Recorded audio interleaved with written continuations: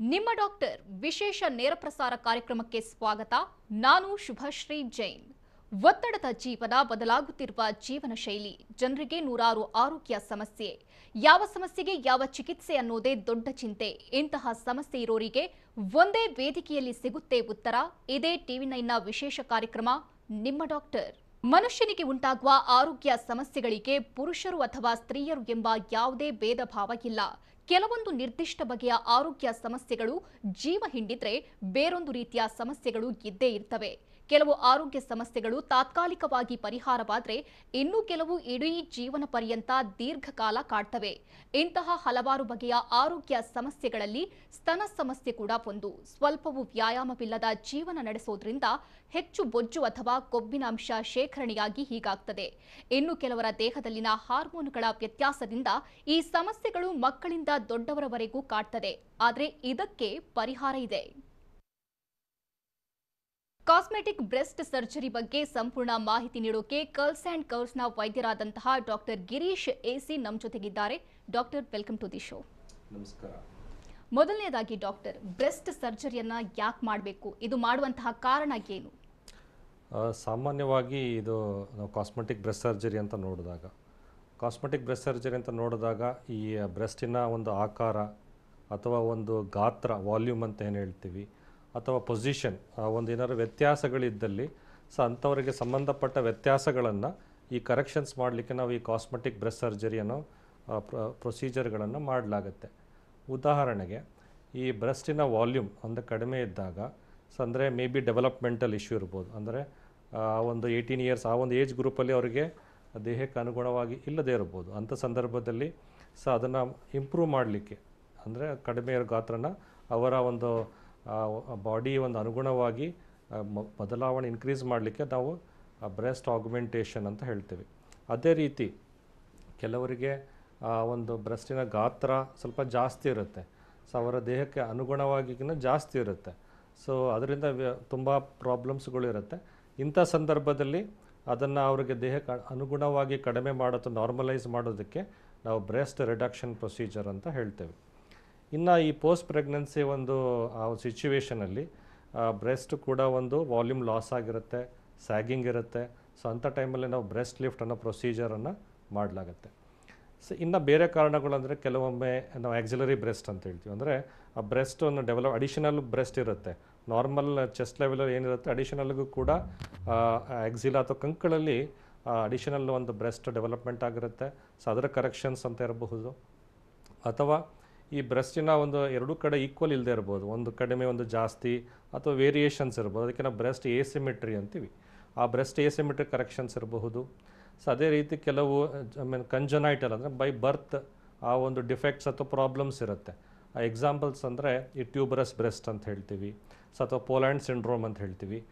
ಈ ಥರದ ನಾನಾ ಸಮಸ್ಯೆಗಳಿಗೆ, ಅಂದರೆ ಆ ಒಂದು ಆಕಾರ ಅಥವಾ ಗಾತ್ರ ಅಥವಾ ಪೊಸಿಷನ್ಗಳಲ್ಲಿ ಈ ಥರ ಒಂದು ವೇರಿಯೇಷನ್ಸ್ ಏನಿರುತ್ತೆ ಅಥವಾ ಏಸಿಮೆಟ್ರಿ, ಏರುಪೇರುಗಳು, ಇವುಗಳನ್ನು ಕರೆಕ್ಷನ್ಸ್ ಮಾಡೋದಕ್ಕೆ ನಾವು ಈ ಕಾಸ್ಮೆಟಿಕ್ ಬ್ರೆಸ್ಟ್ ಸರ್ಜರೀಸ್ ಅಂತ ಹೇಳ್ತೇವೆ. ಓಕೆ ಡಾಕ್ಟರ್, ಇನ್ನು ಬ್ರೆಸ್ಟ್ ಆಗ್ಮೆಂಟೇಷನ್ ಅಂದರೆ ಏನು? ಜೊತೆಗೆ ಇದು ಹೇಗೆ ಸೂಕ್ತ, ಹೇಗೆ ಮಾಡಲಾಗುತ್ತೆ? ಬ್ರೆಸ್ಟ್ ಆಗ್ಮೆಂಟೇಷನ್ ಅನ್ನೋದು ಬೇಸಿಕಲಿ ಅಂದರೆ ಅವರ ಒಂದು ದೇಹಕ್ಕೆ ಅನುಗುಣವಾಗಿ ಆ ಬ್ರೆಸ್ಟ್ ವಾಲ್ಯೂಮ್ ಇಲ್ಲದೆ ಇದ್ದಾಗ ಮಾಡುವಂಥ ವಿಚಾರ ಅಂತ ಹೇಳ್ಬೋದು. ಇದು ಸಾಮಾನ್ಯವಾಗಿ ನಾವು ಒಂದು 2-3 ಹಂತಗಳಲ್ಲಿ ನೋಡ್ತೇವೆ, ಏಜ್ ಗ್ರೂಪ್ಸಲ್ಲಿ ನೋಡ್ತೇವೆ. ಮೊದಲನೇದಾಗಿ ನಾವು ಡೆವಲಪ್ಮೆಂಟಲ್ ಅಂದರೆ 18 ಇಯರ್ಸ್ ಪ್ಲಸ್ ಇರುವಂಥ ಒಂದು ಏಜ್ ಗ್ರೂಪಲ್ಲಿ ಅವರ ಒಂದು ದೇಹಕ್ಕೆ ಅನುಗುಣವಾಗಿ ಆ ಬ್ರೆಸ್ಟ್ ಡೆವಲಪ್ಮೆಂಟ್ ಆಗಿರುವುದಿಲ್ಲ. ಅಂಥ ಸಂದರ್ಭದಲ್ಲಿರಬಹುದು. ಅಥವಾ ಈ ಪೋಸ್ಟ್ ಪ್ರೆಗ್ನೆನ್ಸಿಯಲ್ಲಿ ನಾರ್ಮಲ್ ಪ್ರಾಸೆಸ್ ಪ್ರಕಾರವಾಗಿ ಇನ್ವಲ್ಯೂಷನ್ ಅಂತೀವಿ. ಅಲ್ಲೂ ಕೂಡ ವಾಲ್ಯೂಮ್ ಕಡಿಮೆ ಆಗಿರುತ್ತೆ. ಆ ಒಂದು ಏಜ್ ಗ್ರೂಪಲ್ಲಿ ಇರಬಹುದು. ಅಥವಾ ಇನ್ನು ಸ್ವಲ್ಪ ಅಡ್ವಾನ್ಸ್ಡ್ ಏಜ್ ಅಂದರೆ 40 ಟು ಈ ಒಂದು 60 ಏಜ್ ಗ್ರೂಪಲ್ಲಿ ಕೆಲವರಿಗೆ ಬೈ ಡಿಫಾಲ್ಟ್ ಏಜ್ ವೈಸ್ ಆ ಒಂದು ವಾಲ್ಯೂಮ್ ಕಡಿಮೆ ಆಗಿರೋ ಒಂದು ಸಂದರ್ಭದಲ್ಲಿ ಇಂಥ ಸಂದರ್ಭಗಳಲ್ಲಿ ಆ ಬ್ರೆಸ್ಟಿನ ವಾಲ್ಯೂಮನ್ನು ಅವರಿಗೆ ದೇಹಕ್ಕೆ ಅನುಗುಣವಾಗಿ ನಾವು ತಕ್ಕಂತೆ ಮಾರ್ಪಾಡು ಅಥವಾ ಇನ್ಕ್ರೀಸ್ ಮಾಡುವಂಥ ವಿಚಾರಕ್ಕೆ ನಾವು ಬ್ರೆಸ್ಟ್ ಆಗ್ಮೆಂಟೇಷನ್ ಅಂತ ಹೇಳ್ತೇವೆ. ಇದು ಮೊದಲನೇದಾಗಿ ಇದು ಒಂದು ಸೇಫ್ ಪ್ರೊಸೀಜರ್ ಅಂತ ಹೇಳ್ಬೋದು. ಯಾಕಂದರೆ ಅಲ್ಲೇ ಮೇನ್ ಗೊಂದಲ ಇರುವಂಥದ್ದು ಸೇಫ್ ಪ್ರೊಸೀಜರು. ಯಾವುದೇ ಏಜ್ ಗ್ರೂಪ್, ಈವನ್ ಬಿಫೋರ್ ಪ್ರೆಗ್ನೆನ್ಸಿಯಿಂದನೂ ಕೂಡ ಇದನ್ನು ಮಾಡಿಸ್ಬೋದಾಗಿರುತ್ತೆ, ಆಫ್ಟರ್ ಪ್ರೆಗ್ನೆನ್ಸಿನೂ ಕೂಡ ಮಾಡಿಸ್ಬೋದಾಗಿರುತ್ತೆ. ಅಂದರೆ ಇಲ್ಲಿ ಬ್ರೆಸ್ಟ್ ಫೀಡಿಂಗಿಗೆ ಯಾವುದೇ ಒಂದು ಅಡಚಣೆಗಳಿರೋದಿಲ್ಲ, ಇದರಿಂದ ಯಾವುದೇ ತೊಂದರೆಗಳಿರೋದಿಲ್ಲ. ಅದೇ ರೀತಿ ಲಾಂಗ್ ಟರ್ಮ್ ಎಫೆಕ್ಟ್ಸ್ ಏನಾದರೂ ಇದೆಯಾ ಅಂತ ನಾವು ನೋಡಿದಾಗ ಸೊ ಲಾಂಗ್ ಟರ್ಮಲ್ಲಿ ಒಂದು ಓನ್ಲಿ ಬೆನಿಫಿಟ್ಸ್ ಇರುತ್ತೆ, ವಾಲ್ಯೂಮ್ ಮೇಂಟೈನ್ ಆಗಿರುತ್ತೆ ಅಂತ ಹೇಳ್ಬೋದು. ಸೊ ಯಾವುದೇ ಥರದ ಈ ಬ್ರೆಸ್ಟ್ ಕ್ಯಾನ್ಸರು ಇನ್ನಿತರ ಕೆಲವು ವಿಚಾರಗಳು ಕೂಡ ಇದರಿಂದ ಬರಲಿಕ್ಕೆ ಸಾಧ್ಯ ಇರೋದಿಲ್ಲ. ಸೊ ಆದರೆ ಫ್ಯಾಮಿಲಿ ಹಿಸ್ಟ್ರಿ ಅಂದರೆ ಆಲ್ರೆಡಿ ಅವರ ಒಂದು ಫ್ಯಾಮಿಲಿಯಲ್ಲಿ ಮದರ್ಸ್ಗೆ ಅಥವಾ ಮದರ್ ಅಥವಾ ಅವರ ಒಂದು ಫ್ಯಾಮಿಲಿಯಲ್ಲಿ ಯಾರಿಗೂ ಇನ್ನೊಬ್ಬರು ಮೆಂಬರ್ಸ್ಗೆ ಫಿಮೇಲ್ ಮೆಂಬರ್ಸ್ಗೆ ಈ ಥರ ಬ್ರೆಸ್ಟ್ ಕ್ಯಾನ್ಸರ್ ಇದ್ದಲ್ಲಿ ಸೊ ಅಫ್ಕೋರ್ಸ್ ಅವ್ರಿಗೂ ಅಷ್ಟೇ ಒಂದು ರಿಸ್ಕ್ ಇರುತ್ತೆ. ಆದರೆ ಅಡಿಷನಲ್ ರಿಸ್ಕ್ ಅಂತ ಯಾರಿಗೂ ಇರಲ್ಲ. ಸೊ ಆ ಒಂದು ವಿಚಾರ ಇರುತ್ತೆ. ಸೊ ಇದು ಆಲ್ಮೋಸ್ಟ್ ನಾನು ಹೇಳ್ಬೋದು ಅಂದರೆ ಒಂದು day care surgery, morning admission ಇದ್ದರೆ ಈವ್ನಿಂಗ್ ಡಿಸ್ಚಾರ್ಜ್. ಸೊ ಆ ರೀತಿ ಇರುತ್ತೆ. ಆಲ್ಮೋಸ್ಟ್ ಒಂದು 2 hours ಪ್ರೊಸೀಜರೇ. ಮತ್ತು ಇಲ್ಲಿ ಒಂದು ಇನ್ಸಿಷನ್ ಕೂಡ ನಾವು ಹೇಗೆ ಮಾಡ್ಕೊಳ್ತೀವಿ ಅಂದರೆ ಒಂದು ವೆರಿ ಫೈನ್ ಇನ್ಸಿಷನ್, ಇನ್ಫ್ರಾಮ್ಯಾಮರಿ ಫೋಲ್ಡ್ ಅಂತೀವಲ್ಲ, ಅಲ್ಲಿ ಒಂದು ವೆರಿ ಫೈನ್ ಇನ್ಸಿಷನ್ ಇರುತ್ತೆ, ಒಂದು 3 to 4 centimeter ಇನ್ಸಿಷನ್. ಸೊ ಅದರಿಂದ ನಾವು ಈ ಸಿಲಿಕಾನ್ ಇಂಪ್ಲಾಂಟ್ಸನ್ನು ಯೂಸ್ ಮಾಡಲಾಗುತ್ತೆ. ಈ ಸಿಲಿಕಾನ್ ಇಂಪ್ಲಾಂಟ್ಸಲ್ಲೂ ಕೂಡ ಒಂದು ತುಂಬ ಅಡ್ವಾನ್ಸಸ್ ಇರುತ್ತೆ. ಸೊ ಅಂದರೆ ಇದರಲ್ಲಿ ನಾವು ಟೆಕ್ನಾಲಜಿ ಅಂತ ಹೇಳ್ಬೋದು. ಅಡ್ವಾನ್ಸಸ್ ಅಂತ ಹೇಳಿದ್ರೆ ಈ ಸ್ಮೂತ್ ಇಂಪ್ಲಾಂಟ್ಸ್ ಅಂತ ಇರ್ಬೋದು, ಹೈಲಿ ಕೊಹಿಸಿವ್ ಅಂತ ಇರಬಹುದು. ಸೊ ಈ ಥರ ಅಡ್ವಾನ್ಸ್ಡ್ ಕೂಡ ಏನಾಗುತ್ತೆ, ಆಲ್ಮೋಸ್ಟ್ ಪ್ರಾಬ್ಲಮ್ಸ್ ನಿಲ್ಲ ಅಥವಾ ಆಲ್ಮೋಸ್ಟ್ ಇಲ್ಲ ಅಂತಲೇ ಹೇಳ್ಬೋದು. ಸೊ ಆ ರೀತಿ ಒಂದು ಬೆನಿಫಿಟ್ಸ್ ಇರುತ್ತೆ. ಸೊ ಆ ಇಂಪ್ಲಾಂಟ್ಸನ್ನು ಬಳಸಲಾಗಿ ನಾವು ಈ ಬ್ರೆಸ್ಟ್ ಆಗ್ಮೆಂಟೇಷನ್ ಮಾಡಲಾಗುತ್ತೆ. ಸೊ ಅವರು ಇನ್ನೊಂದು ಇಂಪಾರ್ಟೆಂಟ್ ಏನಂದರೆ ಅವರು ನೆಕ್ಸ್ಟ್ ದಿವಸದಿಂದನೇ ನಾರ್ಮಲ್ ರೊಟೀನ್ ವರ್ಕ್ ಇನ್ವಾಲ್ವ್ ಆಗ್ಬೋದು. ಯಾವುದೇ ಥರದ ಅಷ್ಟೊಂದು ರೆಸ್ಟ್ ಬೇಕು ಆ ಥರದ್ದೆಲ್ಲ ವಿಚಾರಗಳಿರಲ್ಲ. ಮತ್ತು ಅವರು ಆ್ಯಕ್ಟಿವಿಟೀಸ್ ಅಂತ ಹೇಳಿದ್ರೆ ಇವಾಗ major routine physical activities from next day ಇರುತ್ತೆ. ಸ್ನಾನ, ಊಟ, ಫುಡ್ಡು ಅಥವಾ ಓಡಾಟ ಎಲ್ಲನೂ ನಾರ್ಮಲ್ ಆಗಿರುತ್ತೆ, ಅಥವಾ ವರ್ಕು ಏನೇ ಇರಬಹುದು. ಸೊ ಇನ್ನು ಮೇಜರ್ ಫಿಸಿಕಲ್ ಆ್ಯಕ್ಟಿವಿಟೀಸ್ ಅಂದರೆ ಈ ಥರ ಜಿಮ್ ವರ್ಕು ಅಥವಾ ಕೆಲವೊಂದು ಇಂಟ್ರೆಸ್ಟ್ ಇದ್ದಲ್ಲಿ ಅಫ್ಕೋರ್ಸ್ ಒಂದು ಸರ್ಟನ್ ಗ್ಯಾಪ್ ಕೊಡಬೇಕಾಗಿರುತ್ತೆ. ಅಫ್ಕೋರ್ಸ್ ಒಂದು 2 to 3 months ಆದಮೇಲೆ ಅದನ್ನು ಇನ್ವಾಲ್ವ್ಮೆಂಟ್ ಮಾಡ್ಕೋಬೋದಾಗಿರುತ್ತೆ. ಸೊ ಹಾಗಾಗಿ ಒಂಥರ ಮೋಸ್ಟ್ ಬೆನಿಫಿಷಿಯಲ್ ಅಥವಾ ಒಂದು ಅಡ್ವಾಂಟೇಜಿಯಸ್ ಪ್ರೊಸೀಜರ್ ಅಂದರೆ ಈ ಬ್ರೆಸ್ಟ್ ಆಗ್ಮೆಂಟೇಷನ್ ಅಂತ ಹೇಳ್ಬೋದು. ಓಕೆ ಡಾಕ್ಟರ್, ಇನ್ನು ಬ್ರೆಸ್ಟ್ ರಿಡಕ್ಷನ್ ಬಗ್ಗೆ ಹೇಳೋದಾದರೆ ಇದು ಯಾರಿಗೆ ಮಾಡಿದರೆ ಸೂಕ್ತ, ಹೇಗೆ ಮಾಡ್ತೀರಾ? ಈ ಬ್ರೆಸ್ಟ್ ರಿಡಕ್ಷನ್ ಅಂದರೆ ಸ್ವಲ್ಪ ಸ್ಲೈಟ್ಲಿ ಅಪೋಸಿಟ್ ಅಂತ ಹೇಳ್ಬೋದು. ಕೆಲವರಿಗೆ ದೇಹಕ್ಕೆ ಅನುಗುಣವಾಗಿಗಿನ ಜಾಸ್ತಿ ಪ್ರಪೋರ್ಷನ್ಸ್ ಇರುತ್ತೆ, ಅವ್ರಿಗೆ ವಾಲ್ಯೂಮ್ ಜಾಸ್ತಿ ಇರುತ್ತೆ. ಸೊ ಆ ವಾಲ್ಯೂಮ್ ಅವ್ರಿಗೆ ಏನಾಗಿರುತ್ತೆ, ಒಂದು ಪ್ರಾಬ್ಲಮ್ಸ್ ಕ್ರಿಯೇಟ್ ಮಾಡ್ತಾ ಇರುತ್ತೆ. ಒಂದು ಫಿಸಿಕಲ್ ಪ್ರಾಬ್ಲಮ್ ಅಂದರೆ ಚೆಸ್ಟ್ ಹೆವಿನೆಸ್ ಇರ್ಬೋದು. ಸೊ ಅಥವಾ ಒಂದು ಕುತ್ತಿಗೆ ಒಂದು ನೋವಿರಬಹುದು, ಅಥವಾ ಅಪ್ಪರ್ ಬ್ಯಾಕ್ ಪೇನ್ ಅಂತೀವಿ, ಬೆನ್ನು ನೋವಿರಬಹುದು. ಸೊ ಇದು ಎಲ್ಲ ಫಿಸಿಕಲ್ ಸಿಮ್ಟಮ್ಸ್ ಅಂತ ಹೇಳ್ಬೋದು. ಸೊ ಅದೇ ಥರ ಸ್ಟ್ರ್ಯಾಪ್ ಒಂದು ಗ್ರೂಸ್ ಅಂತ ಹೇಳ್ತೀವಿ. ಕೆಲವು ಟೈಮ್ ಅಂದರೆ ಇನ್ಫೆಕ್ಷನ್ಸ್ಗಳು ಆಗ್ಬೋದು like below the breast because of the ಒಂದು ಈ ವೆಟ್ ರೀಜನ್ ಇರೋದ್ರಿಂದ. ಸೊ ಅದೇ ರೀತಿ ನಾವು ಅವ್ರಿಗೆ ಸೈಕಲಾಜಿಕಲ್ ಇಶ್ಯೂಸು ಕೂಡ ಆಗಿರುತ್ತೆ, ಸೋಷಿಯಲ್ ಇಶ್ಯೂಸು ಕೂಡ ಇರುತ್ತೆ. ಸೊ ಈ ರೀತಿ ಅನೇಕ ಪ್ರಾಬ್ಲಮಿಂದ ಹೊರಬರಲಿಕ್ಕೆ ಒಂದೇ ಒಂದು ಸೊಲ್ಯೂಷನ್ ಅಂತ ಹೇಳಿದ್ರೆ ಈ ಬ್ರೆಸ್ಟ್ ರಿಡಕ್ಷನ್ ಪ್ರೊಸೀಜರು. ಇಲ್ಲಿ ಏನಾಗ್ತದೆ ಅಂದರೆ ಇದು ವಾಲ್ಯೂಮನ್ನು ಯಾವುದೇ ಒಂದು ಫಿಸಿಕಲ್ ಆ್ಯಕ್ಟಿವಿಟೀಸ್ ಜಿಮ್ಮಿಂದ ಕಡಿಮೆ ಮಾಡ್ಕೊಳ್ಳಿಕ್ಕೆಲ್ಲ ಸಾಧ್ಯ ಇರೋದಿಲ್ಲ. ಯಾಕೆ ಅಂತ ಹೇಳಿದ್ರೆ ಇಲ್ಲಿ ಬ್ರೆಸ್ಟ್ ಇಸ್ ಓನ್ಲಿ ಫ್ಯಾಟ್ ಅಂತಲ್ಲ, ಅದು ಫ್ಯಾಟ್ ಪ್ಲಸ್ ಬ್ರೆಸ್ಟ್ ಗ್ಲ್ಯಾಂಡ್ ಅಂತ ಇರುತ್ತೆ ಅದರಿಂದ. ಸೊ ಮತ್ತು ಈ ಎನ್ಲಾರ್ಜ್ಮೆಂಟಲ್ಲಿ ಮೇನ್ಲಿ ಗ್ಲ್ಯಾಂಡ್ ಎನ್ಲಾರ್ಜ್ಮೆಂಟ್ ಮೇಜರ್ ಪ್ರಪೋರ್ಷನಲ್ಲಿರುತ್ತೆ. ಸೊ ಹಾಗಾಗಿ ಅವ್ರು ಈವನ್ ಒಂದು ಈ ಫಿಟ್ನೆಸ್ ಆ್ಯಕ್ಟಿವಿಟೀಸಲ್ಲಿ ಭಾಗವಹಿಸಿದ್ರು ಕೂಡ ಆ ವಾಲ್ಯೂಮ್ ಅನ್ನೋದು ಅವ್ರಿಗೆ ಕಡಿಮೆ ಆಗಲ್ಲ ಒಂದು. ಮತ್ತು ಆ ಥರ ಭಾಗವಹಿಸ್ಲಿಕ್ಕೂ ಕೂಡ ಒಂದು ಸ್ವಲ್ಪ ಅಡಚಣೆ ಇರುತ್ತೆ, ಇದು ಸ್ವಲ್ಪ ಭಾರ ಇರೋದ್ರಿಂದ. ಹಾಗಾಗಿ ಅವ್ರಿಗೊಂದು ಸ್ವಲ್ಪ ತೊಂದರೆಗಳಿರುತ್ತೆ, ಪ್ರಾಕ್ಟಿಕಲ್ ಇಶ್ಯೂಸ್ಗಳು. ಸೊ ಹಾಗಾಗಿ ಸರ್ಜರಿ ಒಂದೇ ಅವರಿಗೆ ಸೊಲ್ಯೂಷನ್ ಅಂತ ಹೇಳ್ಬೋದು. ಅಫ್ಕೋರ್ಸ್ ಲಾಂಗ್ ಟರ್ಮ್ ಸೊಲ್ಯೂಷನ್ ಅಂತಲೂ ಕೂಡ ಹೇಳ್ಬೋದು. ಅಂದರೆ ಮತ್ತೆ ಪುನಃ ಗ್ರೋತ್ ಆಗೋದು, ಜಾಸ್ತಿ ಆಗುವಂಥ ವಿಚಾರಗಳು ಇರೋದಿಲ್ಲ. ಇಲ್ಲಿ 1-2 ವಿಚಾರಗಳನ್ನು ನಾವು ನೋಡಬೇಕಾಗತ್ತೆ. ಒಂದು ವಿಚಾರ ಅಂದರೆ ಈ ಬ್ರೆಸ್ಟ್ ಫೀಡಿಂಗನ್ನು ಸ್ವಲ್ಪ ಕಡಿಮೆ ಆಗುತ್ತೆ. ಅಂದರೆ ನಾವು ಅಷ್ಟು ಅಮೌಂಟ್ ಆಫ್ ಬ್ರೆಸ್ಟ್ ನಾವು ಎಷ್ಟು ಪ್ರಪೋರ್ಷನ್ ನಾವು ಡಿಕ್ರೀಸ್ ಮಾಡ್ತೀವೋ ಅಷ್ಟು ಸ್ವಲ್ಪ ಡಿಫ್ರೆನ್ಸು ಅಥವಾ ಕಡಿಮೆ ಆಗುವಂಥದ್ದು ನಾರ್ಮಲ್. ಅದು ಅಫ್ಕೋರ್ಸ್ ಒಂದು ಸ್ವಲ್ಪ ಮ್ಯಾನೇಜಬಲ್ ಸಿಚುವೇಶನ್ ಅಂತ ಹೇಳ್ಬೋದು. ಸೊ ಎರಡನೇದಂದರೆ ಅಲ್ಲಿ ಒಂದು ವರ್ಟಿಕಲ್ ಲೈನ್ ಸ್ಕಾರ್ ಅಂತ ಹೇಳ್ತೀವಿ, ಒಂದು ಬ್ರೆಸ್ಟಿನ ಒಂದು ಭಾಗದಲ್ಲಿ ಒಂದು ಲೈನ್ ಸ್ಕಾರ್ ಥರ ಇರುತ್ತೆ.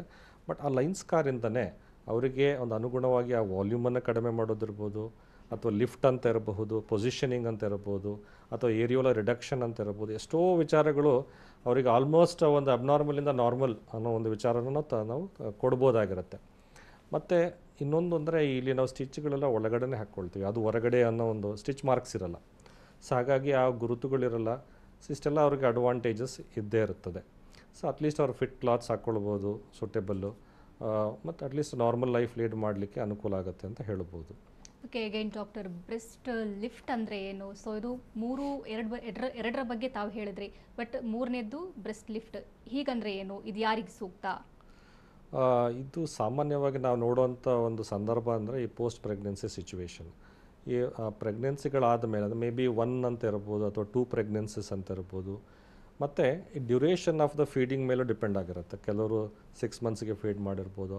ಸೊ ಈಗ ಜಾಸ್ತಿ ಆದಂಗೆ ಲೈಕ್ 1 ಇಯರ್ 2 ಇಯರ್ಸ್ ಈ ಥರ ಕೆಲವರು ಫೀಡ್ ಮಾಡಿದ್ದಲ್ಲಿ ಸೊ ಅಂಥ ಸಂದರ್ಭದಲ್ಲಿ ಏನಾಗುತ್ತೆ, ವಾಲ್ಯೂಮ್ ತುಂಬಾ ಕಡಿಮೆ ಆಗುತ್ತೆ. ಸೊ ಅದು ಜೋತು ಬೀಳುವಂಥ ಸಂದರ್ಭ. ಸೊ ಇದು ಹೇಗಾಗುತ್ತೆ ಅಂದರೆ ಈ ಪೋಸ್ಟ್ ಪ್ರೆಗ್ನೆನ್ಸಿ ಸಿಚುವೇಶನ್ನು ಒಂದ್ಸರಿ ಎಲ್ಲ ಫ್ಯಾಮಿಲಿ ಕಂಪ್ಲೀಟ್ ಆದಮೇಲೆ ಸೊ ಅವರಿಗೆ ಆ ಒಂದು ಪ್ರಾಬ್ಲಮ್ ಹಾಗೆ ಬಿಟ್ಟಲ್ಲಿ ಹಾಗೆ ಉಳಿಯುತ್ತೆ. ಸೊ ಹಾಗಾಗಿ ತಾನಾಗಿ ಇಂಪ್ರೂವ್ಮೆಂಟ್ ಅನ್ನೋ ಒಂದು ವಿಚಾರ ಇರೋದಿಲ್ಲ. ಸೊ ಅಂಥ ಸಂದರ್ಭದಲ್ಲಿ ಅಟ್ಲೀಸ್ಟ್ ಅವರಿಗೆ ರೆಸ್ಟ್ ಆಫ್ ದ ಲೈಫಲ್ಲಿ ಆ ಒಂದು ಪ್ರೀ ಪ್ರೆಗ್ನೆನ್ಸಿ ಸ್ಟೇಟಸನ್ನು ನಾವು ಕೊಡಬೇಕು ಅಂದಾಗ ಈ ಬ್ರೆಸ್ಟ್ ಇಂಪ್ಲಾಂಟ್ಸ್ ಅಂತ ಬಳಸಿ ಅಥವಾ ಬ್ರೆಸ್ಟ್ ಲಿಫ್ಟ್ ಅನ್ನೋ ಒಂದು ಟೆಕ್ನಿಕನ್ನು ಬಳಸಿ ಸೊ ಅವರಿಗೆ ಒಂದು ಸೂಕ್ತವಾದ ಒಂದು ಮಾರ್ಪಾಡನ್ನು ನಾವು ಡೆಫಿನೆಟ್ಲಿ ಮಾಡ್ಬೋದಾಗಿರುತ್ತೆ. ಮತ್ತು ಆಫ್ಕೋರ್ಸ್ ಸೇಫ್ಟಿನೂ ಕೂಡ ಇರುತ್ತೆ, ರಿಸಲ್ಟ್ಸು ಇರುತ್ತೆ, ಮತ್ತು ಲಾಂಗ್ ಟರ್ಮಲ್ಲೂ ಕೂಡ ಇರುತ್ತೆ ಅಂತ ಹೇಳ್ಬೋದು ನಾನು. ಓಕೆ ಡಾಕ್ಟರ್, ಇನ್ನು ಆಕ್ಸಿಲರಿ ಬ್ರೆಸ್ಟ್ ಅಂದರೆ ಏನು, ಇದು ಯಾರಿಗೆ ಮಾಡ್ತೀರಿ, ಇದಕ್ಕೆ ಪರಿಹಾರ ಏನು? ನಾನು ಆಲ್ರೆಡಿ ಹೇಳ್ತಾ ಇದ್ದೆ ಅಂದರೆ ಬ್ರೆಸ್ಟ್ ಯೂಶ್ವಲಿ ಎಲ್ಲರಿಗೂ ಗೊತ್ತಿರೋ ಪ್ರಕಾರ ಅದು ಚೆಸ್ಟಲ್ಲಿ ಡೆವಲಪ್ ಆಗಿರುತ್ತೆ, ಚೆಸ್ಟ್ ಲೆವೆಲಲ್ಲಿ ಇರುತ್ತೆ ಡೆವಲಪ್ಮೆಂಟಲಿ. ಸೊ ಬಟ್ ಇಲ್ಲೊಂದು ಕೆಲವೊಂದು ವೇರಿಯೇಷನ್ಸ್ ಅಂತ ಹೇಳ್ಬೋದು. ಅಂದರೆ ಈ ಒಂದು ಚೆಸ್ಟಿನ ಬ್ರೆಸ್ಟಿನ ಜೊತೆಯಲ್ಲಿ ಅಡಿಷನಲ್ ಬ್ರೆಸ್ಟ್ ಕೂಡ ಡೆವಲಪ್ ಆಗಿರ್ಬೋದು. ಅಂದರೆ ಇವು ಸಾಮಾನ್ಯವಾಗಿ ಈ ಕಂಕ್ಳಲ್ಲಿ ಬರುತ್ತೆ. ಸೊ ಅಲ್ಲಿ ಕೆಲವರಿಗೆ ಕನ್ಫ್ಯೂಷನ್ ಇರುತ್ತೆ, ಇದು ಓನ್ಲಿ ಫ್ಯಾಟ್ ಇದು ಫ್ಯಾಟಿಂದ ಈ ಥರ ಆಗಿರ್ಬೋದಾ, ಒಂಥರ ಲಂಪ್ ಥರ ಇರುತ್ತೆ, ಗಂಟು ಥರ ಇರುತ್ತೆ. ಸೊ ಅಷ್ಟೇನಾ ಇದು ಅಥವಾ ಕರಗುತ್ತಾ ಇದು ಏನಾದರೂ. ಬಟ್ ಅವ್ರಿಗೇನಾಗಿರುತ್ತೆ, ಆ ಒಂದು ಬಟ್ಟೆಗಳಲ್ಲಿ ಎದ್ದು ಕಾಣಿಸ್ತಾ ಇರುತ್ತೆ ಅಥವಾ ಅಡಚಣೆ ಅಥವಾ ತೊಂದರೆ ಅನಿಸ್ತಾ ಇರುತ್ತೆ. ಸೊ ಹಾಗಾಗಿ ಅದನ್ನು ನಾವು ಕ್ಲಿಯರ್ ಮಾಡದೆ ಹೊರತು ಅದು ಅದು ತಾನಾಗಿಯೇ ಕಡಿಮೆ ಆಗೋದಿಲ್ಲ. ಸೊ ಇಲ್ಲೇನಾಗುತ್ತೆ, ಅಡಿಷನಲಾಗೆ ಇವಾಗ ಬ್ರೆಸ್ಟಲ್ಲಿ ಹೇಗೆ ಕೆಲವರಿಗೆ ಈ ಪೀರಿಯಡ್ಸ್ ಟೈಮಲ್ಲಿ ಕೆಲವೊಂದು ವಿಚಾರಗಳು ನೋವಿರ್ಬೋದು ಅಥವಾ ಬಾವಿರ್ಬೋದು, ಈ ಥರ ಒಂದು ವಿಚಾರಗಳೇನಾಗುತ್ತೆ ಅಲ್ಲೂ ಕೂಡ ಆ ಚೇಂಜಸ್ ಆಗ್ತಾ ಇರುತ್ತೆ. ಯಾಕಂದರೆ ಅದು ಕೂಡ ಒಂದು ಬ್ರೆಸ್ಟ್ ಗ್ಲ್ಯಾಂಡಿನ ಕಾಂಪೊನೆಂಟ್ಸ್ ಇರೋದ್ರಿಂದ. ಸೊ ಹಾಗಾಗಿ ಆ ಒಂದು ವಿಚಾರದಲ್ಲಿ ನೋಡಿದಾಗ ಈ ಒಂದು ನಾವು ಎಕ್ಸಿಷನ್ ಅನ್ನೋದು ಪ್ರೊಸೀಜರ್ ಮಾಡಲಾಗುತ್ತೆ. ಎಕ್ಸಿಷನ್ ಅಂದರೆ ಸ್ಮಾಲ್ ಒಂದು ಇನ್ಸಿಷನ್ ಮಾಡಿಕೊಂಡು ಆ ಗಂಟನ್ನು ಹೊರ ತೆಗೆಯಲಾಗುತ್ತೆ. ಸೊ ಮತ್ತು ಆ ಒಂದು ವಿತೌಟ್ ಡಿಸ್ಟರ್ಬಿಂಗ್ ದ ಕಾಂಟೂರ್ ಅಂದರೆ ನಾರ್ಮಲ್ ಆಕ್ಸಿಲರಿ ಕಾಂಟೂರನ್ನು ಕೊಡಲಾಗುತ್ತೆ ನಾರ್ಮಲಾಗಿ. ಸೊ ದಟ್ ಅವ್ರು ನಾರ್ಮಲ್ ಕ್ಲಾತ್ಸ್ ವೇರ್ ಮಾಡಲಿಕ್ಕೆ ಅನುಕೂಲ ಆಗುತ್ತೆ ಅಂತ ಹೇಳ್ಬೋದು. ಸೊ ಅದೇ ರೀತಿ ತುಂಬ ರೇರ್ ಅಂತ ಹೇಳ್ಬೋದು ಈ ಅಡಿಷನಲ್ ಒಂದು ಬ್ರೆಸ್ಟ್ ಡೆವಲಪ್ಮೆಂಟ್. ಕೆಲವೊಂದು ಬೇರೆ ರೀಜನ್ಸಲ್ಲೂ ಆಗುತ್ತೆ, ಬಟ್ ಐಡೆಂಟಿಫೈ ಮಾಡಿದಾಗ ಅಫ್ಕೋರ್ಸ್ ಅದನ್ನು ಕರೆಕ್ಷನ್ಸ್ ಕೂಡ ಮಾಡ್ಬೋದಾಗಿರುತ್ತೆ. Okay doctor, cosmetic breast surgery ಬಗ್ಗೆ ಮತ್ತಷ್ಟು ಮಾಹಿತಿ ತಮ್ಮಿಂದ ನಾನು ಪಡಿತೇನೆ. ಡಾಕ್ಟರ್, ಏನು ಬ್ರೆಸ್ಟ್ ಅಸಿಮೆಟ್ರಿ ಅಂದರೆ ಏನು, ಇದಕ್ಕೆ ಪರಿಹಾರ ಏನು? ಬ್ರೆಸ್ಟ್ ಎಸಿಮೆಟ್ರಿ ಅಂದರೆ ಏರುಪೇರುಗಳು ಅಂತ. ಅಂದರೆ ಲೈಕ್ ಒಂದು ಬ್ರೆಸ್ಟು ಐದರ್ ನಾರ್ಮಲ್ ಆಗಿದ್ದು, ಇನ್ನೊಂದು ಬ್ರೆಸ್ಟು ಕಡಿಮೆ ಚಿಕ್ಕದಾಗಿರ್ಬೋದು ಅಥವಾ ದೊಡ್ಡದಾಗಿರ್ಬೋದು ಅಥವಾ ಜೋತು ಬಿದ್ದಿರ್ಬೋದು, ಅಥವಾ ಎರಡೂ ಬ್ರೆಸ್ಟ್ಗಳಲ್ಲಿ ವೇರಿಯೇಷನ್ಸ್ ಫ್ರಮ್ ದ ನಾರ್ಮಲ್, ಎರಡೂ ನಾರ್ಮಲ್ ಇಲ್ಲ, ವೇರಿಯೇಷನ್ಸ್ ಇದೆ.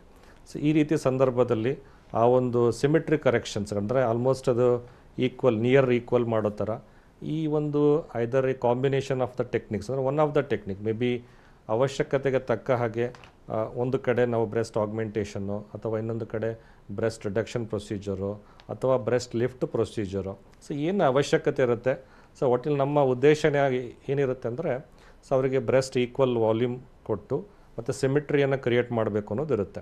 ಸೊ ಇದು ಒಂದು ಡೆವಲಪ್ಮೆಂಟಲ್ ಇಶ್ಯೂ ಅಂತ ಹೇಳ್ಬೋದು. ಸೊ ಅದನ್ನು ನಾವು ಬೇಸಿಕಲಿ ಅವರಿಗೆ ನಾವು ಡಿಸ್ಕಸ್ ಮಾಡಲಾಗಿ ಸೊ ಅದು ಅವ್ರಿಗೆ ಏನು ಅವಶ್ಯಕತೆ ಇದೆ, ಸೊ ಅವರು ಯಾವ ವಾಲ್ಯೂಮ್ ನಾರ್ಮಲ್ ಅಂತ ಅವ್ರಿಗೆ ಅನ್ನಿಸ್ತದೆ, ಈ ಥರ ಕೆಲವು ವಿಚಾರಗಳನ್ನ ತಿಳ್ಕೊಂಡು ಸೊ ಅವರ ಅವಶ್ಯಕತೆಗೆ ತಕ್ಕಾಗಿ ಈ ಎಸಿಮೆಟ್ರಿಕ್ ಕರೆಕ್ಷನ್ಗಳನ್ನು ಮಾಡ್ಬೋದಾಗಿರುತ್ತೆ. ಓಕೆ ಡಾಕ್ಟರ್, ತಾವು ಸಾಕಷ್ಟು ಪೇಷಂಟ್ಗಳಿಗೆ ಟ್ರೀಟ್ ಮಾಡಿದ್ದೀರಾ, ಅವರ ಫೀಡ್ಬ್ಯಾಕ್ ಹೇಗಿದೆ ಸರ್ಜರಿ ಆದ ನಂತರ? ಇವಾಗ ನಾನು ಒಂದು 2-3 ಪ್ರೊಸೀಜರ್ ಬಗ್ಗೆ ಹೇಳಿದ್ದೆ. ಸೊ ಇದರಲ್ಲಿ ಅಮಾಂಗ್ ದ 3 ನನ್ನ ಒಂದು ಅನಿಸಿಕೆ ಏನಂದರೆ ಈ ಬ್ರೆಸ್ಟ್ ರಿಡಕ್ಷನ್ ಪ್ರೊಸೀಜರಲ್ಲಿ ಮ್ಯಾಕ್ಸಿಮಮ್ ಗ್ರಾಟಿಫಿಕೇಷನ್ಸ್ ಇದೆ ಅಂತ ಹೇಳ್ಬೋದು. ಯಾಕಂದರೆ ಅದರಲ್ಲಿ ಬ್ರೆಸ್ಟ್ ಆ ಒಂದು ಹೆವಿನೆಸ್ ಇದರಲ್ಲಿ ಫಿಸಿಕಲ್ಲು, ಸೋಷಿಯಲ್ಲು ಮತ್ತು ಸೈಕಲಾಜಿಕಲ್ ಇಶ್ಯೂಸ್ ಎಲ್ಲನೂ ಕೂಡ ಇನ್ವಾಲ್ವ್ಮೆಂಟ್ ಇರೋದ್ರಿಂದ ಸೊ ಅದೊಂದು ಅವ್ರಿಗೊಂದು ಗ್ರೇಟೆಸ್ಟ್ ರಿಲೀಫ್ ಆಗಿ ಸಿಗುವಂಥ ಒಂದು ಪ್ರೊಸೀಜರ್ ಅಂತ ಹೇಳ್ಬೋದು. ಸೊ ಅಫ್ಕೋರ್ಸ್ ಇನ್ನಿತರ ಯಾವುದೇ ಪ್ರೊಸೀಜರು ಕೂಡ ಅವರಿಗೆ ಈಕ್ವಲಿ ಒಂದು ಹ್ಯಾಪಿನೆಸ್ ಕೊಡುವಂತಹ, ಸಂತೋಷ ಕೊಡುವಂಥ ಪ್ರೊಸೀಜರ್ಗಳೇ. ಮುಖ್ಯವಾಗಿ ಇಲ್ಲಿ ಅವ್ರಿಗೆ ಯಾರಿಗೇ ಆಗಲಿ ಒಂದು ಕನ್ಸರ್ನ್ ಇರುವಂಥದ್ದು ಏನಾದರೂ ಸೈಡ್ ಎಫೆಕ್ಟ್ಸ್ ಬಗ್ಗೆ. ಸೊ ಯಾವಾಗ ಸೈಡ್ ಎಫೆಕ್ಟ್ಸ್ ಇಲ್ದಲೇ ಆ ಒಂದು ಲಾಂಗ್ ಟರ್ಮ್ ರಿಸಲ್ಟ್ಸ್ ನಾವು ಕೊಡ್ತೀವೋ ಡೆಫಿನೆಟ್ಲಿ ಆ ಒಂದು ಗ್ರಾಟಿಫಿಕೇಷನ್ ಒಂದು ಇದ್ದೇ ಇರುತ್ತೆ. ಸೊ ಯಾಕಂದರೆ ಇದು ಯಾವುದೇ ಮೆಡಿಸಿನ್ಸಿಂದ ಚೇಂಜ್ ಆಗುವಂಥ ವಿಷಯ ಅಲ್ಲ. ಇದು ವಾಲ್ಯೂಮನ್ನು ಇನ್ಕ್ರೀಸ್ ಮಾಡೋದಿರ್ಬೋದು ಅಥವಾ ಕಡಿಮೆ ಮಾಡೋದಿರ್ಬೋದು. So surgery is the only option ಇರುವಂಥದ್ದು. ಈವನ್ ಇವಾಗ ಪೋಸ್ಟ್ ಪ್ರೆಗ್ನೆನ್ಸಿಯಲ್ಲಿ ಅವರಿಗೆ ಹಾಗೆ ಬಿಟ್ಟರೆ ಹಾಗೆ ಉಳಿಯುತ್ತೆ ಪ್ರಾಬ್ಲಮ್. ಸೊ ಏನು ವೇರಿಯೇಷನ್ಸ್ ಆಗಿರುತ್ತೆ ಅದು. ಸೊ ಹಾಗಾಗಿ ಅವ್ರ ಒಂದು ಪರ್ಪಸ್ ಇರುತ್ತೆ ಒಂದು ಪ್ರೆಗ್ನೆನ್ಸಿ ಅಥವಾ ಒಂದು ಇದೆಲ್ಲ ಒಂದು ಫ್ಯಾಮಿಲಿ ಅನ್ನೋದು. ಅದಾದಮೇಲೆ ಅವರಿಗೆ ವೈ ಟು ಸಫರ್ ಅಂತ ವೈ ಟು ಅಂತ. ಸೊ ಆ ಥರ ಇದ್ದಾಗ ಸೊ ಅದನ್ನು ಬ್ಯಾಕ್ ಟು ನಾರ್ಮಲ್ ಅನ್ನೋ ಒಂದು ವಿಷಯನಿರುತ್ತೆ. ಸೊ ಅವ್ರಿಗೂ ಎಲ್ಲೋ ಒಂಥರ ಹೊಸ ಲೈಫ್ ಸಿಕ್ಕದ ಒಂದು ಅನುಭವ ಇದ್ದಿರುತ್ತೆ. So I am back to normal ಅಂತ ಒಂದು ಅನಿಸಿಕೆ ಇರ್ತದೆ ಅವ್ರಿಗೆ. ಸೊ ಒಂದು ಈ ಥರ ಒಂದು ವೇರಿಯೇಷನ್ಸ್ ಇದೆಲ್ಲ ನಾವು ಫೀಡ್ಬ್ಯಾಕ್ ನೋಡಿದಾಗ more or less all the types of ಈ ಕಾಸ್ಮೆಟಿಕ್ ಸರ್ಜರೀಸ್ ಏನು ಬ್ರೆಸ್ಟ್ ಸರ್ಜರೀಸ್ ಇದೆ, ಗ್ರ್ಯಾಟಿಫೈಯಿಂಗ್ ಅಥವಾ ಒಂದು ಸೆಲ್ಫ್ ಕಾನ್ಫಿಡೆನ್ಸ್ ಇಂಪ್ರೂವ್ ಮಾಡುವಂಥದ್ದು ಇರ್ಬೋದು, ಹ್ಯಾಪಿನೆಸ್ ಇರ್ಬೋದು, ಡೆಫಿನೆಟ್ಲಿ ಇವೆಲ್ಲ ಇದ್ದೇ ಇರುತ್ತೆ. ಓಕೆ ಡಾಕ್ಟರ್, ಇನ್ನು ಸರ್ಜರಿ ಆದ ನಂತರ ಲೈಫ್ ಸ್ಟೈಲ್ ಹೆಂಗಿರಬೇಕು, ಫುಡ್ ಅಥವಾ ಎಕ್ಸಸೈಸ್ ಇದ್ರ ಬಗ್ಗೆ ಹೇಳೋದಾದರೆ? ಡೆಫಿನೆಟ್ಲಿ ಅವರ ಒಂದು ರೊಟೀನ್ ಲೈಫಲ್ಲಿ ಯಾವುದೇ ವೇರಿಯೇಷನ್ಸ್ ಇರೋದಿಲ್ಲ ಎಕ್ಸೆಪ್ಟ್ ಒಂದು ಇನಿಷಿಯಲ್ ಒಂದು 2 to 3 ಮಂತ್ಸ್ ಒಂದು ಹೀಲಿಂಗ್ ಪೀರಿಯಡ್ ಅಂತ ಏನಿರುತ್ತೆ. ಆ ಹೀಲಿಂಗ್ ಪೀರಿಯಡ್ ಆದಮೇಲೆ ಸೊ ಅವರ ಒಂದು ಯಾವುದೇ ಒಂದು ಮೇಜರ್ ಫಿಸಿಕಲ್ ಆ್ಯಕ್ಟಿವಿಟೀಸಲ್ಲಿ ಭಾಗವಹಿಸ್ಬೋದಾಗಿರುತ್ತೆ. ಇನ್ನು ಡಯಟ್ ಅನ್ನೋದು ಇಲ್ಲಿ ಅದು ಬ್ರೆಸ್ಟಿನ ವಾಲ್ಯೂಮ್ ಕಡಿಮೆ ಜಾಸ್ತಿ ಯಾವುದೇ ಒಂದು ಡಯಟ್ ರಿಲೇಷನ್ ಇಲ್ಲದೆ ಇರೋದ್ರಿಂದ ಸೊ ಅಫ್ಕೋರ್ಸ್ ಡಯಟನ್ನು ನಾರ್ಮಲಾಗಿ ಇಟ್ಕೊಳ್ಬೋದಾಗಿರುತ್ತೆ ಅವರು. ಅಫ್ಕೋರ್ಸ್ ಇದು ಫಿಸಿಕಲ್ ಆ್ಯಕ್ಟಿವಿಟೀಸ್ ಅವ್ರಿಗೆ ಇಂಟ್ರೆಸ್ಟ್ ಇದ್ದಲ್ಲಿ ಒಂದು 2 to 3 ಮಂತ್ಸ್ ಆದಮೇಲೆ ಇನ್ವಾಲ್ವ್ಮೆಂಟ್ ಮಾಡ್ಕೋಬೋದಾಗಿರುತ್ತೆ. ಸೊ ಇಲ್ಲಿ ಯಾವುದೇ ಥರದ ಒಂದು ಮೇಂಟೆನೆನ್ಸು ಅಥವಾ ಒಂದು ಫ್ರೀಕ್ವೆಂಟ್ ವಿಸಿಟ್ಸು ಅಷ್ಟೊಂದು ಇರೋದಿಲ್ಲ ಅವರಿಗೆ. ಸೊ ಅದು ಆಲ್ಮೋಸ್ಟ್ ತಾನೇ ಒಂದು ಸೆಟ್ಲಾಗಿ ಮತ್ತು ಹಾಗೆ ರಿಸಲ್ಟ್ಸ್ ಉಳಿಯುತ್ತೆ ಅಂತ ಹೇಳ್ಬೋದು. ಇನ್ನು ಕರ್ಲ್ಸ್ ಆ್ಯಂಡ್ ಕರ್ವ್ಸ್ ಕಾಸ್ಮೆಟಿಕ್ ಸೆಂಟರ್ನಲ್ಲಿ ಯಾವೆಲ್ಲ ಸರ್ಜರಿಗಳನ್ನು ಮಾಡಲಾಗುತ್ತೆ?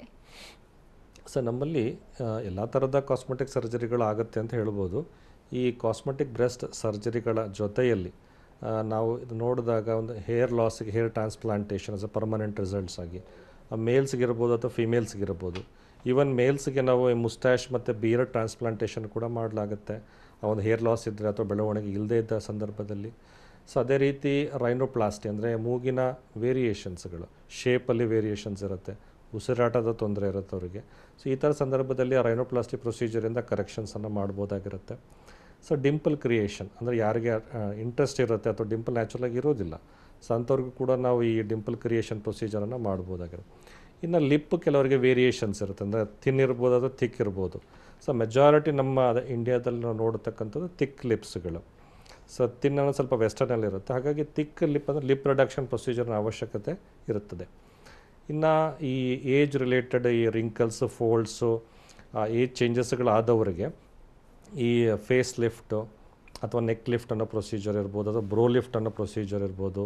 ಮತ್ತು ಕಣ್ಸುತ್ತ ರಿಂಕಲ್ಸ್ ಇದೆಲ್ಲ ಇದ್ದಾಗ ಅವರಿಗೆ ಬ್ಲೆಫರೋಪ್ಲಾಸ್ಟಿ ಪ್ರೊಸೀಜರನ್ನು ಕೂಡ ಮಾಡಲಾಗುತ್ತೆ. ಇನ್ನು ಈ ಕಿವಿಯ ಒಂದು ನೋಡಿದಾಗ ಆಕಾರದಲ್ಲಿ ಸ್ವಲ್ಪ ವೇರಿಯೇಷನ್ಸ್ ಇರುತ್ತೆ ಕೆಲವರಿಗೆ. ಸೊ ಪ್ರಾಮಿನೆಂಟ್ ಇಯರ್ಸ್ ಅಥವಾ ಬ್ಯಾಟ್ ಇಯರ್ಸ್ ಅಂತ ಹೇಳ್ತೀವಿ, ಎಲಿಫೆಂಟ್ ಇಯರ್ಸ್ ಅಂತೀವಿ. ಸೊ ಈ ಥರ ಒಂದು ವಿಚಾರ ಇದ್ದಾಗ ನಾವು ಓಟೋಪ್ಲಾಸ್ಟಿ ಅನ್ನೋ ಪ್ರೊಸೀಜರ್ ಮೂಲಕ ಕರೆಕ್ಷನ್ಸ್ ಮಾಡಲಾಗುತ್ತೆ.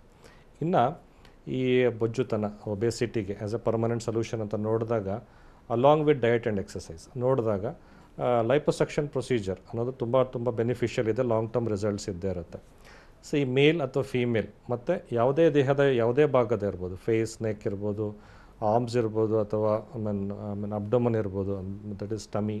ಸೊ ಅದೇ ಥರ ಇರ್ಬೋದು ಬಟಕ್ಸ್ ಅಥವಾ ಥೈಸ್, ಎನಿಥಿಂಗ್ ಯಾವುದೇ ಒಂದು ಭಾಗಗಳಲ್ಲೂ ಕೂಡ ಹೆಚ್ಚಿನ ಫ್ಯಾಟ್ ಅಕ್ಯುಮುಲೇಷನ್ ಇದ್ದಾಗ ಒಬೆಸಿಟಿ ಇದ್ದಾಗ so as a permanent solution liposuction procedure ಕೂಡ ಆಗುತ್ತೆ. ಇನ್ನು ಮೇಲ್ಸ್ಗೆ ಈ ಒಂದು ಗೈನಕೋಮ್ಯಾಸ್ಟಿ ಅನ್ನೋ ಪ್ರಾಬ್ಲಮ್. ಸೊ ಅಲ್ಲಿ ಏನಾಗುತ್ತೆ ಅವರಿಗೆ ಮೇಲ್ ಬ್ರೆಸ್ಟ್ ಎನ್ಲಾರ್ಜ್ಮೆಂಟ್ ಆಗಿರುತ್ತೆ. ಸೊ ಆ ಒಂದು ಕರೆಕ್ಷನ್ ಪ್ರೊಸೀಜರ್ಗೆ ನಾವು ಆ ಗೈನಕೋಮ್ಯಾಸ್ಟಿಕ್ ಕರೆಕ್ಷನ್ ಪ್ರೊಸೀಜರ್ ಮಾಡಲಾಗುತ್ತೆ. So in addition to these ಅದೇ ಆಲ್ ಕಾಮನ್ ಪ್ರೊಸೀಜರ್ಸ್ ಜೊತೆಯಲ್ಲಿ ಈ ಕಾಸ್ಮೆಟಿಕ್ ಜೆನೆಟಲ್ ಸರ್ಜರೀಸು ಕೂಡ ನಮ್ಮಲ್ಲಿ ಆಗುತ್ತೆ ಅಂತ ಹೇಳ್ಬೋದು. ಸೊ ಅಂದರೆ almost whole spectrum of the cosmetic surgeries ನಮ್ಮ ಒಂದು ಈ ಕಾಸ್ಮೆಟಿಕ್ ಸರ್ಜರಿ ಸೆಂಟ್ರಲ್ಲಿ ರೆಗ್ಯುಲರಾಗಿ ಆಗ್ತಾ ಇರುತ್ತೆ. ಯೂಶ್ವಲಿ ಡಾಕ್ಟರ್ ಸರ್ಜರಿ ಅಂದರೆ ಎಲ್ರಿಗೂ ಭಯ ಇರುತ್ತೆ, ತಾವು ಸರ್ಜರಿ ಮಾಡ್ಕೋಬೇಕು ಅಂತ ಇರುವವರಿಗೆ ಏನು ಹೇಳ್ತೀರಾ? ಈ ಥರದ ಯಾವುದೇ ಕಾಸ್ಮೆಟಿಕ್ ಪ್ರೊಸೀಜರ್ಗಳನ್ನು ಧೈರ್ಯವಾಗಿ ಮಾಡಿಸ್ಕೋಬೋದಾಗಿರುತ್ತೆ. ಯಾವುದೇ ಫಿಯರ್ ಆಫ್ ಏನಾದರೂ ಒಂದು ಪ್ರಾಬ್ಲಮ್ಸ್ ಇರ್ಬೋದು, ಇಶ್ಯೂಸ್ ಇರ್ಬೋದು, ಅಥವಾ ಸೈಡ್ ಎಫೆಕ್ಟ್ಸ್ ಅಂತ ಇರಬಹುದು. ಸೊ ಯಾವುದೇ ಒಂದು ಥರದ ಅಫ್ಕೋರ್ಸ್ ಅವ್ರಿಗೆ ಏನಾದರೂ ಒಂದು ಆ ಥರದ ಅನುಮಾನಗಳು ಇದ್ದಲ್ಲಿ ಈ ಅಂದರೆ ಎಲ್ಲ ಥರದ ಕಾಸ್ಮೆಟಿಕ್ ಸರ್ಜರಿ ಅಂದರೆ ಅಫ್ಕೋರ್ಸ್ ಭಯ ಇದ್ದೇ ಇರುತ್ತೆ. ಎಸ್ಪೆಷಲಿ ಕಾಸ್ಮೆಟಿಕ್ ಅಂದರೆ ಎಲೆಕ್ಟಿವ್ ಸರ್ಜರಿ ಅಂತ ಹೇಳ್ಬೋದು. ಸೊ ಈ ಕಾಸ್ಮೆಟಿಕ್ ಸರ್ಜರೀಸ್ಗಳಿಗೆ ಡೆಫಿನೆಟ್ಲಿ ಯಾರೂ ಕೂಡ ಆ ಒಂದು ಭಯನ ಇಟ್ಕೊಳ್ದಲ್ಲೇ ಏನಾದರೂ ಅನುಮಾನಗಳಿದ್ದಲ್ಲಿ ನಮ್ಮನ್ನು ಭೇಟಿ ಮಾಡಿ ಸೊ ಅದರ ಬಗ್ಗೆ ಒಂದು ಡಿಸ್ಕಷನ್ ಮಾಡಿಕೊಂಡು ಅನುಮಾನಗಳನ್ನು ಪರಿಹಾರ ಮಾಡಿಕೊಂಡು ಸೊ ಇದು ಬೋಲ್ಡಾಗಿ ಈ ಥರ ಒಂದು ಕಾಸ್ಮೆಟಿಕ್ ಪ್ರೊಸೀಜರ್ಗಳನ್ನು ಮಾಡಿಸ್ಕೊಳ್ಬೋದಾಗಿರುತ್ತೆ. ಮತ್ತು ಅದಕ್ಕೆ ತಕ್ಕ ಹಾಗೆ ಅಡ್ವಾಂಟೇಜಸ್ಗಳನ್ನು ಕೂಡ ನೀವು ತಗೊಳ್ಬೋದಾಗಿರುತ್ತೆ ಅಂತ ಹೇಳಲಿಕ್ಕೆ ಇಷ್ಟಪಡ್ತೇನೆ. Okay doctor, cosmetic breast surgery ಬಗ್ಗೆ ಸಾಕಷ್ಟು ಮಾಹಿತಿ ವಿಚಾರಗಳನ್ನು ಹಂಚಿಕೊಂಡ್ರಿ. Thank you so much. ನಮಸ್ಕಾರ. ಏನು ವೀಕ್ಷಕರೇ, ತಾವು ಡಾಕ್ಟರನ್ನ ನೇರವಾಗಿ ಭೇಟಿಯಾಗಬೇಕು ಅಂತಾದರೆ ಅಡ್ರೆಸ್ ಪ್ಲೇಟ್ ಇಂತಿದೆ.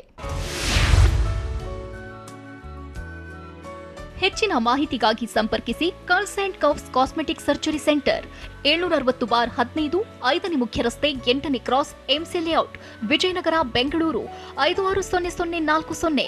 ದೂರವಾಣಿ ಸಂಖ್ಯೆ 8088400400 ಮತ್ತೊಂದು ಸಂಖ್ಯೆ 9448571216. ಇದು ಇವತ್ತಿನ ನಿಮ್ಮ ಡಾಕ್ಟರ್. ನಿರಂತರ ಸುದ್ದಿಗಾಗಿ ನೋಡ್ತಾ ಇರಿ TV9.